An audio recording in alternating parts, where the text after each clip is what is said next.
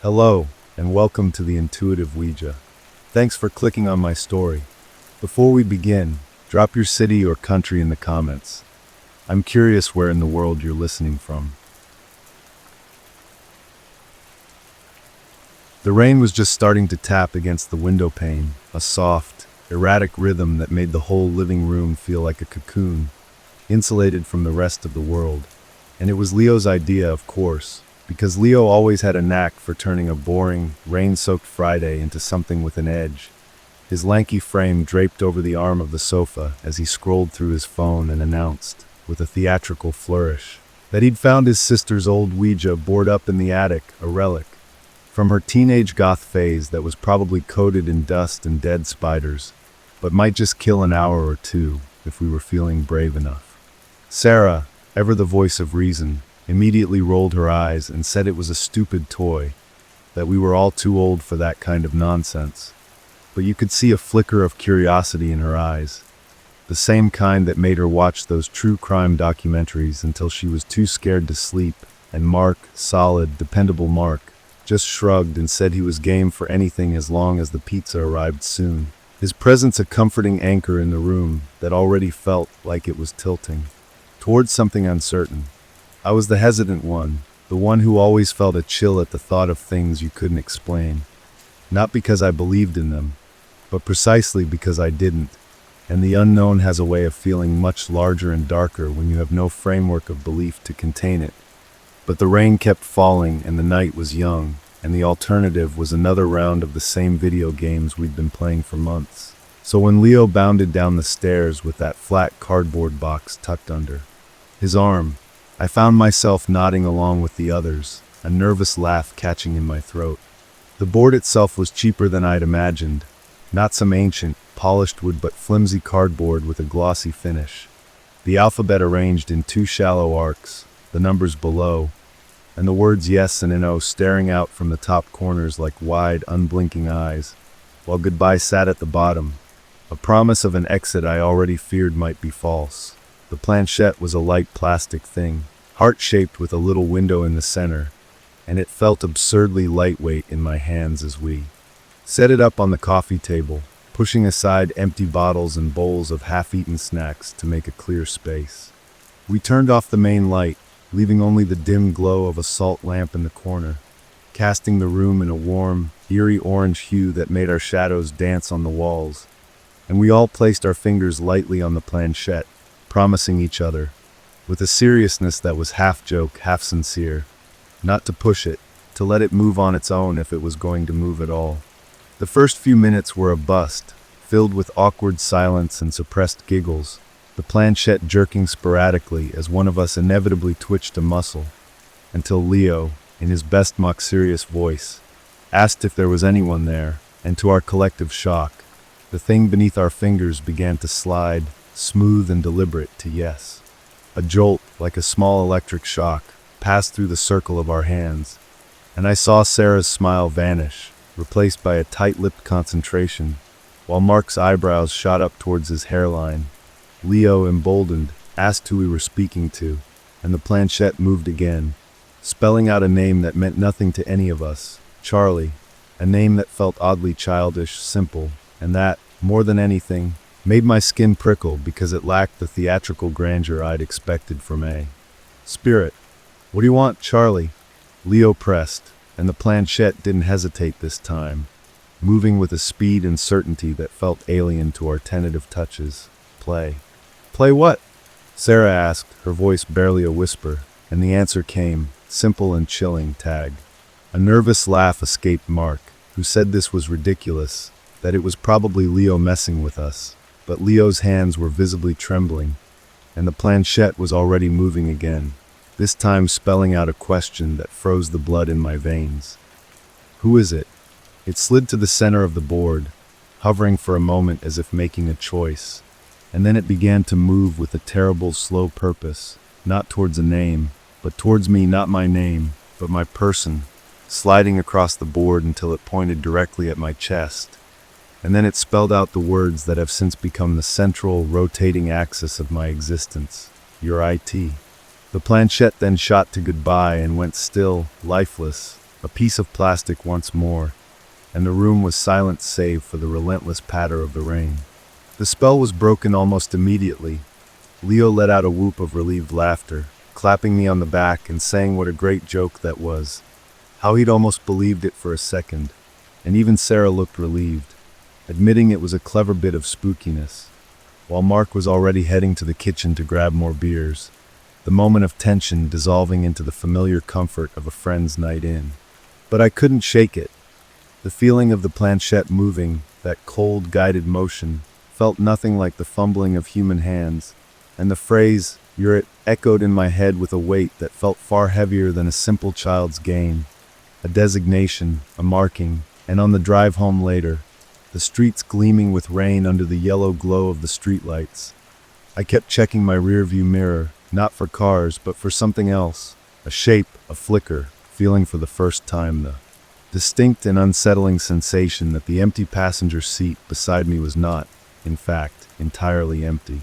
The first night alone in my apartment was uneventful, a relief that allowed me to chalk the whole thing up to suggestion and an overactive imagination.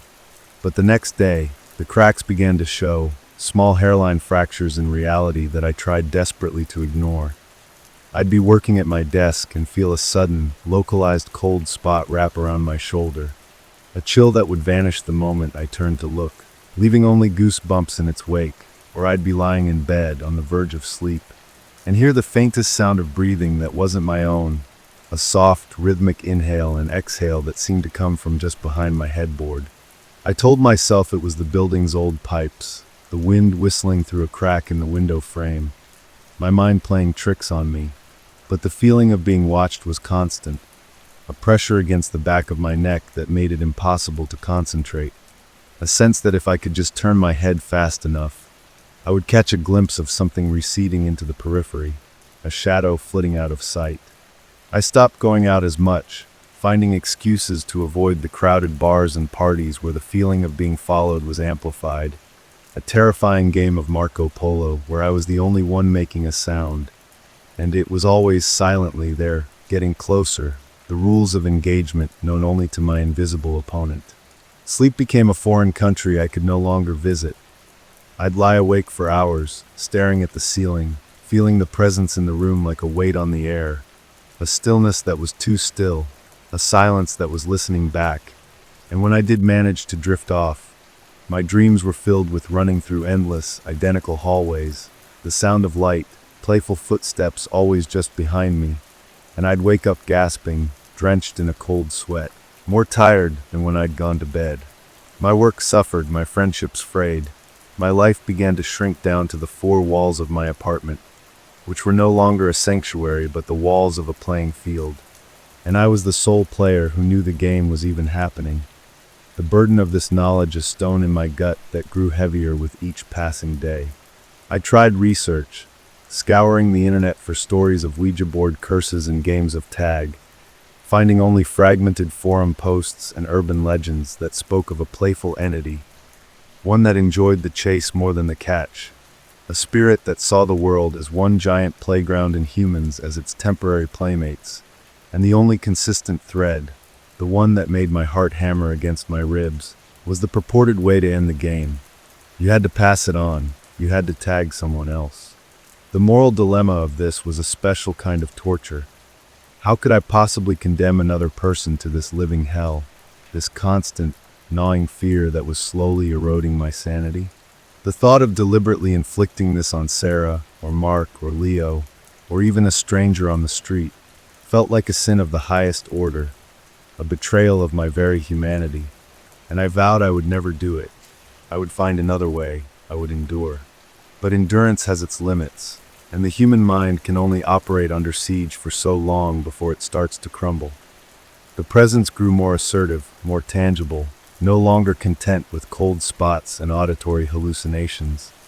A door would creak open in an empty room, a book would fall from a shelf for no reason, and once, I swear I saw a childlike handprint fog up the bathroom mirror before fading away, a small, five-fingered testament that this was not in my head. The climax, the moment the game became undeniably physically real, happened on a Tuesday evening. I was in the kitchen making a cup of tea with shaking hands, my back to the empty living room, when I felt it, a presence so close I could feel the displacement of the air, and then clear as day, an icy pointed touch on my left shoulder blade, a tap firm and deliberate, followed by a whisper that was not a sound but a thought implanted directly into my mind, a voice that was both young and ancient, playful and utterly devoid of warmth. Tag. You're it. I spun around, dropping the mug, which shattered on the floor, sending shards of ceramic and a spray of hot tea across the tiles. But the room was empty, silent, yet now humming with a new, oppressive energy, the energy of a predator that had just made contact with its prey. And from that moment on, the chase was on in earnest. The presence was no longer a subtle watcher. It was a constant companion, a step behind me, a breath on my neck, and I could feel its anticipation, its delight in the game, a cruel, childish joy at my mounting terror.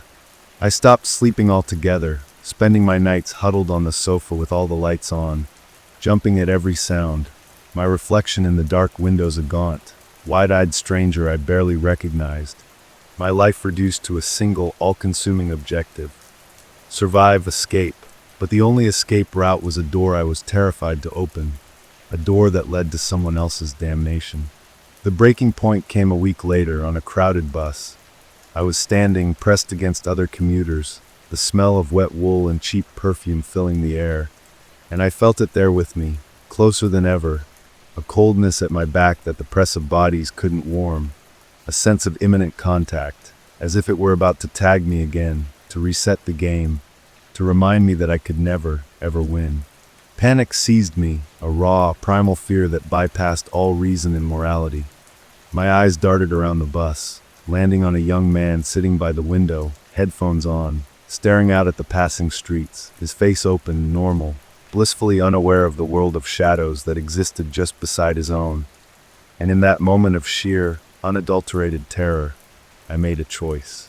As the bus lurched to a stop, I stumbled towards the door, and as I passed him, I reached out, my fingers brushing against the sleeve of his jacket, a touch I intended to be an apology, but came out as a desperate, furtive gesture.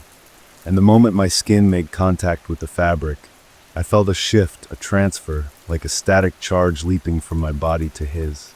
A wave of immediate, profound relief washed over me, so powerful it made me lightheaded.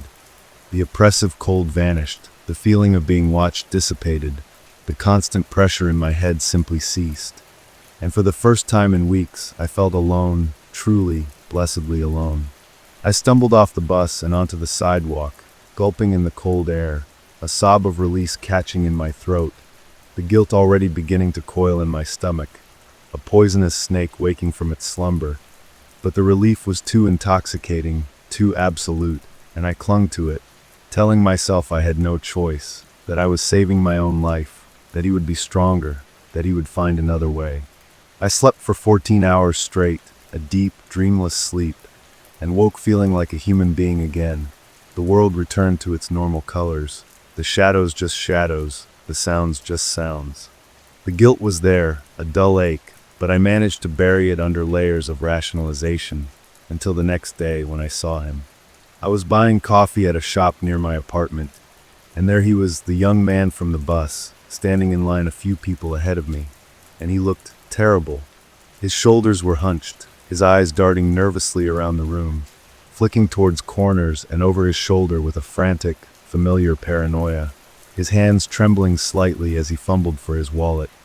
And I saw him flinch, just as I used to, at a sudden noise behind him. Who was it? The full weight of what I had done crashed down on me, not as a wave of emotion, but as a cold, hard, factual truth. I had passed my curse onto an innocent man.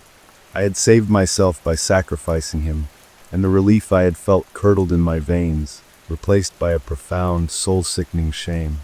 I left the coffee shop without my order, walking aimlessly through the streets, the bright sunlight feeling harsh and judgmental, my freedom now tasting like ash in my mouth. I am free from the constant spectral pursuit, yes, but I am now haunted by something far more tenacious. My own conscience, the memory of the terror in that young man's eyes, the knowledge that I am a coward, a monster who chose self-preservation over decency. And as I walked, lost in this new, self-inflicted hell, a final, thrilling thought occurred to me, a logical extension of the game I had only just escaped. This is tag, after all, a circle of children in a schoolyard, and the game only ends when the bell rings. But there is no bell here, only the endless, silent playground of the world. And what happens when he, driven to the same brink of madness, tags someone else, and that person tags another, and the chain of misery extends, a ripple of damnation spreading out from my single, desperate act? Worse still, a colder, more insidious fear whispered from the darkest corner of my mind. What happens when the circle completes? What happens when there's no one left to tag but me? I quicken my pace, the temporary relief utterly gone, replaced by a new, eternal vigilance, because I may not be it right now, but the game is still being played, and I am still and forever a player, waiting for the tap on the shoulder that means it's my turn again, a turn that could come in an hour, a day, or a year, but will inevitably come, because that's the nature of the game, and I, like everyone else now caught in its web, am never truly safe, never truly free, only waiting in the space between tags, a space that has become the new definition of my life, a fleeting, guilt-ridden respite in an endless, ghostly round of tag. The guilt becomes a physical presence, a leaden weight in my chest that makes each breath a conscious effort, a constant companion more relentless than the ghost ever was, because I can't escape the sight of my own face reflected in the shop windows I pass, a face that now looks like a stranger's, a coward's, a monster's, and I find myself walking not towards home, but tracing a path through the city that feels like a penance, each step a futile attempt to outpace the memory of that young man's terrified eyes, the frantic darting of his gaze that was a perfect mirror of my own torment just days ago, a living testament to my crime.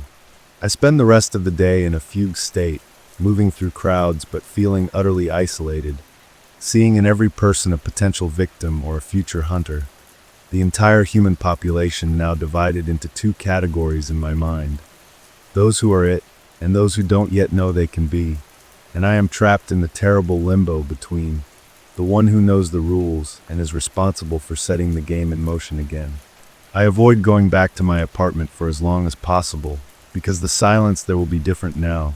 It will be a silence filled with the echo of my own betrayal. And when I finally have to return, as the street lights flicker on in the deepening twilight, the place feels alien, the walls seeming to lean in, judging me, the very air thick with my shame. That night, sleep doesn't come easily despite the exhaustion that weighs down my bones, because every time I close my eyes, I don't see the endless hallways of my previous nightmares. Instead, I see a chain of faces, a procession of strangers, each one looking more haggard and desperate than the last, each one turning to tag another. And at the very end of the chain, the face is always mine, waiting, and the whisper isn't "you're it" anymore. It's "you're next." I start to obsessively watch the news, scrolling through local crime reports and missing persons bulletins, my heart seizing with a bizarre mix of dread and hope every time I see a story about someone acting erratically in public, half expecting, half terrified to see a picture of the young man from the bus, to have a name to put to the face I have damned, to know the specific life I have ruined. But there is nothing, which is somehow worse, because his suffering is now a private, invisible thing, a tragedy playing out in silence with me as the sole, guilty audience. Days blur into a week, and the paranoia begins to mutate, shifting from the fear of the entity itself to a fear of the consequences of my action, a dread of the inevitable circle. I start seeing patterns everywhere, noticing people who look tired, who glance over their shoulders, who flinch at sudden noises, and I wonder, with a sickening lurch in my stomach, if they are just having a bad day or if they are players in the game, if the curse is spreading through the city like a virus, transmitted by a touch, with me as patient zero.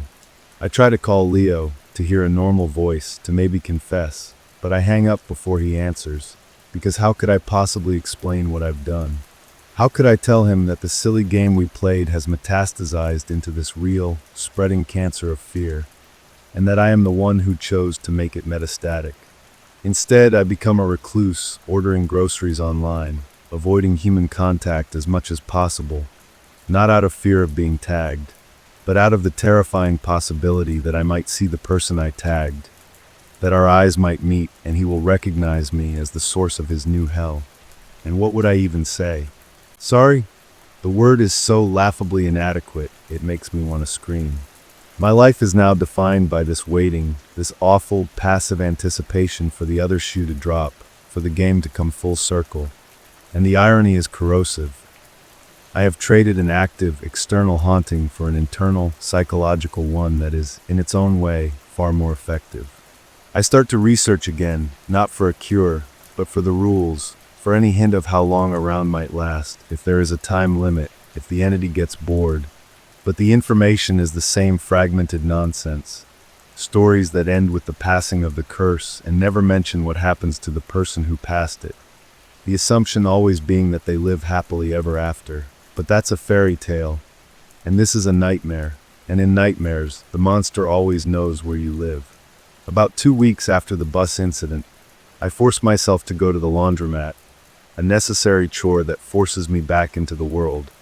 And as I'm folding my shirts, a mundane act that feels absurdly normal, I see a woman a few machines down drop a basket of clothes. And as she bends to pick them up, a man walking past her, a businessman talking loudly on his phone, absent-mindedly reaches out and taps her on the arm to get her attention, pointing to a sock she's missed. The woman freezes, her body going rigid, and she looks up at the man not with annoyance, but with a look of pure, unadulterated terror, her face draining of all color, and the man, oblivious, continues on his way. But the woman remains frozen, her hands shaking, her eyes wide with a familiar, hunted look. My blood runs cold. It's happening. The game is spreading. It's not a linear chain. It's a web, and I am at the center of it, a spider who never meant to spin such a terrible web. I abandon my laundry and rush home, my heart hammering, the walls of the city feeling like they are closing in, every casual touch between strangers now a potential catastrophe, every crowded space a breeding ground for the curse. That night, the presence returns. It's not the same as before, not the oppressive, chilling weight of being it, but something else, something observant, almost appreciative. I am sitting in the dark of my living room, and I feel a faint coolness settle in the armchair across from me, and I have the unmistakable sensation of being watched not by a predator, but by a spectator, an audience of one to my self-destruction. A new understanding dawns on me, more horrifying than any that have come before. The entity wasn't just playing tag. It was playing a much longer, more sophisticated game. The tag was just the opening move. The real game is the moral decay, the spreading fear, the domino effect of human weakness, and it is enjoying the show. I am not a player who has left the game. I have been promoted from pawn to a piece on the board, a permanent fixture, a lesson for the next round. The curse was never about the chasing, it was about the choice. And I failed, and in failing, I became a permanent part of its playground. The tap on the shoulder, the whisper in the mind, that was just the beginning. The true, lasting horror is the knowledge that I am now a vector, that my very existence is a conduit for this evil, and that freedom was an illusion it allowed me to taste, just to make the ensuing captivity all the more bitter. I will spend the rest of my life waiting, not just for the tag to return to me, but for the next time I see that look of terror on a stranger's face, and know, with absolute certainty, that it all leads back to me.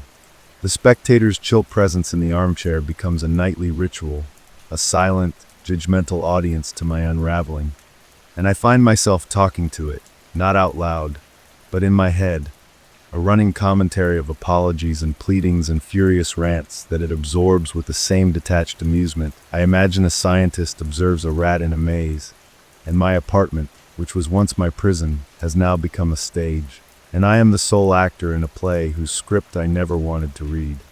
I stop bothering with the lights, sitting for hours in the darkness that is no longer frightening but simply appropriate, the natural habitat for what I have become, and the guilt transforms from a sharp, stabbing pain into a dull, chronic ache, a background radiation of remorse that permeates every thought, every memory, tainting even the happiest moments from my past with the knowledge of what I would later become. I see the young man from the bus again, not once but several times over the following month, a ghost haunting my daily life, his deterioration a visible timeline of the curse's progression. The first time, he was just nervous. The second, he was talking to himself on a street corner, gesticulating wildly at empty air. And the third time, just yesterday, he was standing perfectly still in the middle of the sidewalk, people flowing around him like water around a stone, his eyes vacant and lost. And I knew, with a certainty that sank into my bones, that he was moments away from tagging someone, that the desperation had finally overridden his morality, just as it had mine. I wanted to go to him, to grab his shoulders and tell him to be strong, to resist, to find another way. But I was a hypocrite, a preacher of a virtue I had already abandoned, and my feet remained rooted to the spot, a coward even in my regret. And I watched as he suddenly reached out and grabbed the wrist of a passing woman, a quick, desperate clutch, and the woman yelped in surprise, pulling her arm away with a look of disgust. But the damage was done. I saw the moment the understanding passed. To her, the confusion in her eyes hardening first into fear, and then into a dawning horror as she looked at her own wrist as if it were contaminated. And the young man, released from his torment, slumped against the wall, sobbing with relief, a perfect echo of my own experience on the bus. And I turned and walked away, my stomach churning, knowing that the web had just grown another strand, that the game had expanded, and that I was responsible for every new player, an endless, branching tree, of misery with my name carved into its roots. The entity's presence in my apartment feels stronger after that, the chill in the armchair more pronounced, almost smug, and I realize that this is the true victory for it, not the individual hauntings, but the cascading failure of human spirit, the proof that under enough pressure, anyone will break and pass their suffering on to another, and that the cycle is self-perpetuating, a perfect, cruel engine of despair.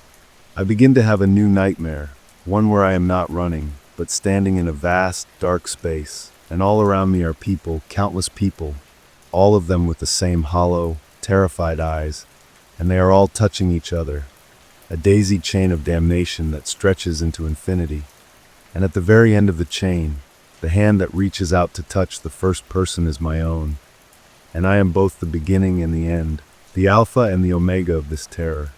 I stop eating properly, my body wasting away as my mind circles the same drain, and the outside world loses all texture and meaning, becoming a flat, gray landscape where the only things of note are the flickers of fear I see in the faces of strangers, the signs of the game being played out in real time. I am no longer afraid of being tagged again. That fear has been replaced by the absolute conviction that it is inevitable, that the circle will close, and that when it does, it will be a form of cosmic justice, a punishment I have earned 1,000 times over. The waiting is the punishment, the anticipation of that final, deserved touch. And I find myself almost yearning for it, for the resolution, for the chance to be the hunted again instead of the helpless architect of the hunt. Today, I saw the woman who was tagged by the young man. She was in the supermarket, her cart filled with haphazard items, her movements jerky and frantic, and she kept looking over her shoulder, her eyes scanning the other shoppers with a paranoid intensity. And I knew that her time was running out, that the pressure was building, and that soon she too would make the choice, and the web would expand further. I stood there, hidden behind a display of canned goods, and I watched her, and I felt nothing but a profound, bottomless sorrow, not just for her, but for everyone, for the entire city that had become, unbeknownst to it, a playground for this inhuman thing, and for myself, the one who opened the gate. The entity is with me now, as I think these thoughts, a cold pressure against my side, and for the first time, I feel something from it that isn't amusement or detached observation, but something akin to satisfaction, the satisfaction of a creator looking upon a finished work. And I understand that my story is not one of survival or escape, but of corruption, and that the horror is not what is chasing me, but what I have become, and what I have set loose upon the world, a game without end, a tag where everyone loses, and I was the first to blink, the first to break, the first to send the terror forward. And for that, I will never be free, only waiting in the silent, chilling certainty that my turn will come again, and that next time I will deserve it. The seasons change outside my window, a silent, rolling panorama of life continuing on its oblivious path. The green of summer bleeding into the fiery decay of autumn, then the bare, skeletal branches of winter etched against a gray sky. And I watch it all from my chair, a spectator to a world I can no longer participate in. The chill presence in the opposite chair my only constant companion, a silent witness to my internal rot. The guilt has crystallized now. It's no longer a feeling but a state of being, as intrinsic to me as my own skeleton, a core of frozen regret that I carry with me from room to room, and my existence has narrowed to a single terrible purpose: to witness the consequences of my action, to be the archive for this spreading plague. I have become a cartographer of dread, mapping the progress of the game not by pins on a board, but by the haunted looks I see with increasing frequency in the faces of passers-by, the frantic glances, the sudden, startled flinches that are no longer just my imagination, but a visible epidemic of fear. I saw the woman from the supermarket again, just last week, huddled at a bus stop, and she was clutching the hand of a small child, her own hand gripping so tight the child whimpered, and her eyes were wide, scanning every car, every pedestrian, not with a mother's protective vigilance, but with the raw terror of a hunted animal. And I knew with a sickening certainty that she had not yet passed it on, that she was fighting it, trying to protect her child from the impossible choice. And in that moment I felt a surge of something that wasn't quite hope, but a desperate, aching admiration for her strength, a strength I never possessed. This small spark of light in the overwhelming darkness was extinguished a few days later when I saw her again, this time alone, and the look on her face was different. It was hollow, resigned, the look of someone who has made a terrible bargain with themselves. And as I watched from a cafe window, she bumped into a mailman, a hard, deliberate shoulder check that was anything but accidental, and the mailman, a cheerful-looking man with a kind face, stumbled back, confused, and then his expression shifted, the cheerfulness melting away into a dawning confusion that quickly curdled into the same familiar fear. And the woman walked away without a backward glance, her shoulders slumped not in relief, but in a shame I recognized all too well. The game continues, the chain lengthens, and I am its historian, its guilty record keeper. The entity seems to feed on these moments, the chill in the room intensifying whenever I witness a new tagging, a fresh wave of cold that feels like a silent applause, a reward for my keen observation of its handiwork. I have started to dream of Charlie again, not as a name spelled out on a board, but as a form, a shifting silhouette of shadow that stands at the end of that infinite daisy chain of people. And in the dream, it doesn't speak, it simply points at me, and then it begins to laugh, a sound like dry leaves skittering across pavement, a joyless, mechanical sound that is the absolute antithesis of play. I wake from these dreams more tired than when I went to sleep, the sound of that laughter echoing in the silent apartment, and the presence in the chair feels closer, more substantial, as if it is pleased with the content of my nightmares. My own body feels like a stranger's, a gaunt, pale vessel for this ceaseless torment, and I have given up any pretense of a normal life. The world outside my door is now just a larger version of my apartment, a grid of streets and buildings where the game is being played out on a grand scale. And I am no longer afraid of being tagged. I am afraid of seeing the moment the circle completes, of seeing the mailman, or someone he tagged, eventually approach me, their eyes filled with the same desperate need for freedom that once consumed me. That fear is surpassed by a deeper, more existential dread. What if the circle doesn't need to complete?